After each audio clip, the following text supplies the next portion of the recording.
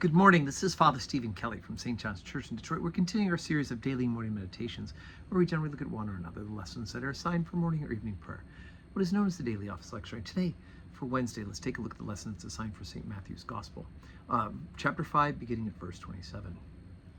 Ye have heard that it was said by them of old time, Thou shalt not commit adultery.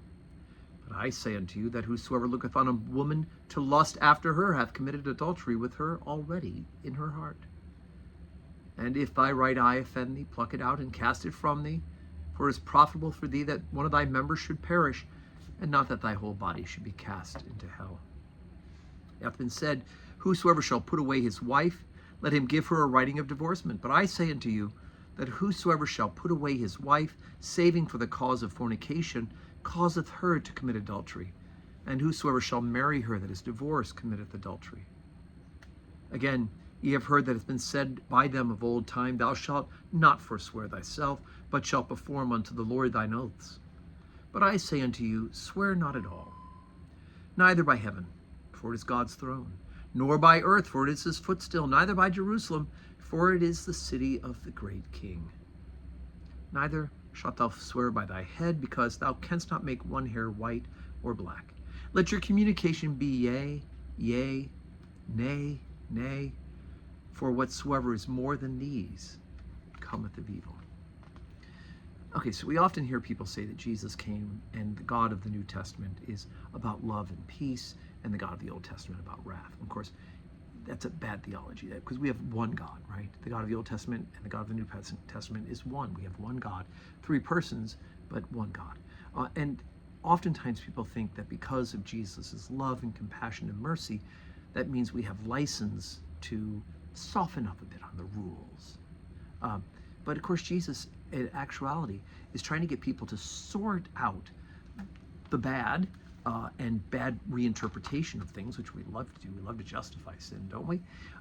In order for us to focus on the reality that these things that are forbidden in the Ten Commandments and these things that are man-made rules often make us lose sight of the bigger picture. For example, the idea of adultery, right? He says, thou shalt not commit adultery, but if you're lusting after somebody in your heart, well, then you've basically committed adultery in your head. Thank God you haven't actually performed the acts of adultery, but one has to get to the root of the cause of the sin, a sin-sick heart, and ask God to help us with that, right?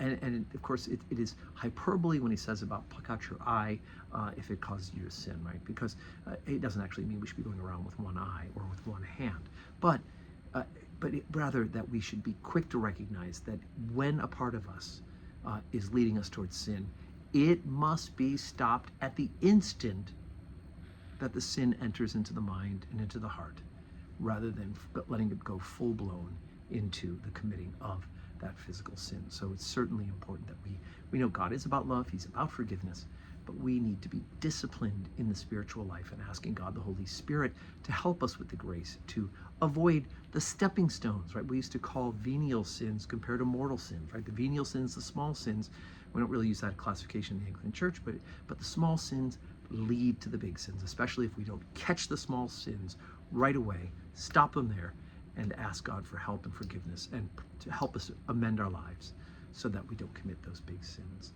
as well. It's very important for us. But today's Wednesday. We do have 12:15 Holy Communion today. No evening prayer today at 4 o'clock, though. There's a big concert next door at the stadium, and getting here at 4 o'clock when the concert gates open, it will just be well nigh impossible. So we'll have to pray evening prayer on our own. But you can join us here for 12:15 Holy Communion, and may you have a Wednesday, a wonderful Wednesday, full of blessings.